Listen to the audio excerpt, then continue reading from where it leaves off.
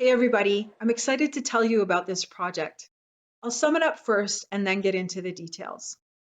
The Power of Forests is a vital project working towards protecting our forests and communities from the devastating effects of floods, fire, and drought. By advocating for changes to forestry legislation, we aim to ensure that forests are safeguarded by law and the well-being of our communities is prioritized. Through local events and providing crucial information, we'll empower communities to influence politicians to create a new Forest Act and make a lasting impact on our natural surroundings. We invite you to join us in this important movement as we unite people to build a voice in influencing our policymakers. Our ultimate goal is to harness the power of forests together for a safer and more resilient future. Now, initially, this project was called The Power of Trees.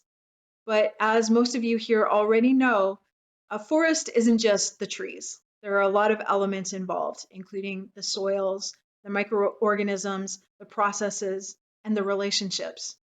And one of the most important relationships is the relationship between humans and the forest. Forests bring us rain.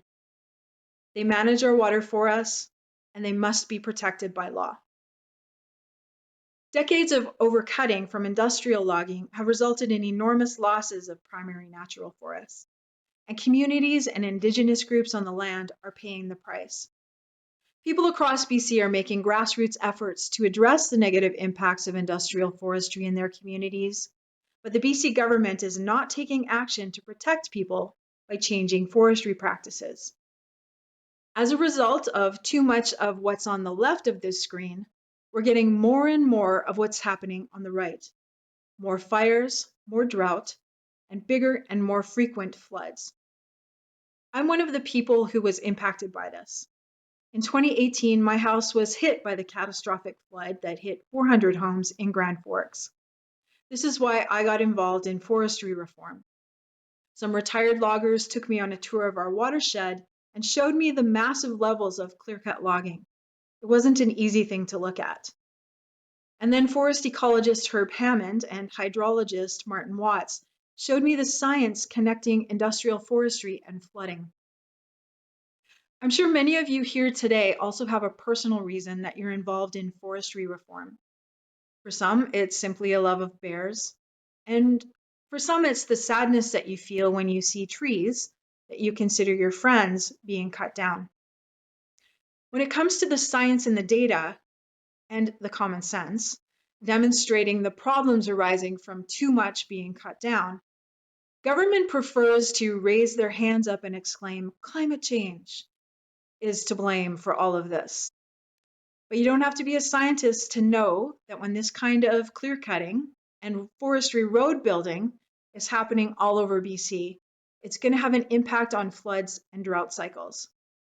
There's more than enough data, too much to go into in this brief presentation, to demonstrate the connection between industrial forestry and the problems in BC communities. Scientists like Dr. Alila have been raising the alarm, but the government is ignoring the science and the data. Why is this? Well, there's a powerful forestry lobby in BC. Back in the early 2000s, they influenced government to have forestry legislation changed to favor them. So provincial forestry legislation mandates that decisions about logging on public lands are made by timber companies and based on profit considerations. The people who are out on the land making decisions about where and how much to log are trained to extract fiber as quickly as possible for the lowest cost. Other values like biodiversity, wildlife, and community safety are rarely taken into consideration. Anyone who's gone up against BCTS knows this. Forest protectors are also up against public misconception that's manufactured by the forestry lobby. For example, many people believe that tree plantations offer the same benefits as natural forests, but they don't function the same way as biodiverse natural forests or offer the same protection against fires, floods, or drought. Another misconception is that forestry is still a big part of the BC economy, and without it, the economy will suffer. The truth is that while forestry used to make a significant contribution to the province's economy, it no longer does. As of 2019, forestry only made up less than 3% of the BC GDP, and the industry was only supplying 1.9% of the jobs. Those numbers have gone down since then. Okay, so who can change forestry? Well, the BC government has the power to correct damaging forestry practices by changing the legislation that props them up, but it's choosing not to. There's simply no political will to do this. Nothing changes until the legislation changes.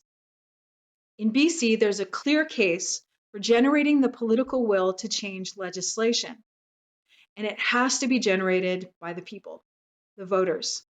Nobody's coming to save us. It's time to demand laws that safeguard our forests.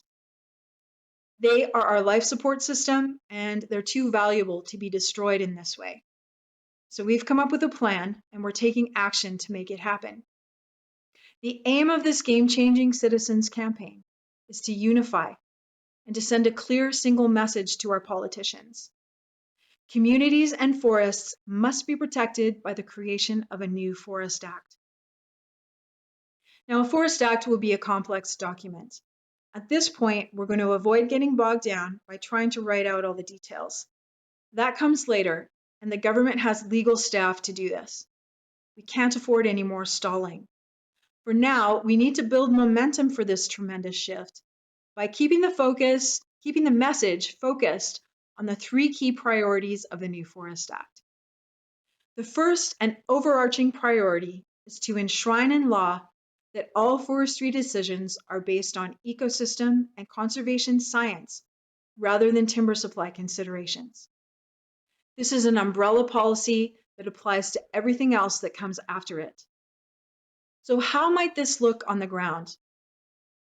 There must be an immediate stop to the logging of primary forests. And then decisions about logging in secondary forests must be based on ecosystem and conservation science, which will not only protect ecosystem integrity, but also prioritize community safety. For example, by taking into account hydrological data and the effects of whatever logging they're choosing to do on the hydrology of the region. The second priority is a recentering of forestry decision-making that allows the public, including Indigenous groups, to participate. The third is an economic consideration to support local economies. And that is that the government eliminates monopolies and instead incentivizes and supports small to medium local businesses doing forestry, conservation, and restoration work. And of course, it's an act in law, so there'll be enforceability. And that's something that's sorely missing in BC government forestry policy and practices right now. All right, so how are we going to make this meaningful work happen? We're doing it in 3 phases. The first phase is currently underway. We're preparing by gathering information about the forestry legislation, the science, and how to shift political will. We're also going to reach out to communities and Indigenous groups that need this help the most. And then we move into phase 2, which is the meat and potatoes of this campaign. We'll activate the community by holding regional events. We take this right to the people where they live. We'll invite and involve local and Indigenous groups to collaborate on organizing and hosting an event in their region. We'll rally people with presentations from scientists and local leaders. We'll talk about the new Forest Act and what it entails, and equip people with information and facts to take to their local politicians, as well as the best methods and language to get buy-in from politicians. We'll guide people through the steps of how to directly meet with and lobby their MLAs. Face-to-face meetings are essential. It's gotten too easy for politicians to ignore emails and petitions. Not that we should stop doing that, but we're competing with lobbyists who meet with policymakers in person on a regular basis. And not only at formal meetings, but also at receptions and extracurricular activities together. Here's a picture of Diane Nichols, the former Chief Forester of BC, hanging out with what she called her leadership team. and they were all head honchos from private forestry corporations. We have to meet directly with MLAs or our voices will get lost in the digital noise. As voters, we have power, and we have to ensure that elected officials remember that. People have said to me, aren't you preaching to the choir? And what we're doing here is we're getting the choir to all sing the same song. Groups and people right now are working in isolation, and as a result, their voices aren't being heard, and the forests continue to come down. Grassroots groups have an unwavering commitment to the communities they serve. We're leveraging this to influence decision makers. There are a lot of people who care about this issue and can't get directly involved because they have full-time jobs and families, but they want to help make this work happen. You can help us to make this movement a success by giving to this campaign. We've had some generous BC residents already donate, plus we've got a donor who's pledged to give $50,000 and another donor who's pledged to give $20,000. So let's raise our voices and advocate for laws to protect our forests and our communities. We need to make a change before it's too late. Are you with us? Give to the campaign and let's make this change together. You can visit our website at boundaryforest.org, or you can send a donation via e-transfer to boundaryforest@gmail.com. All right, thank you for listening. And if you're here, you're probably already making a contribution to making this a better world. And I'm honored to be sharing this time with you, albeit digitally, and thank you very much for coming.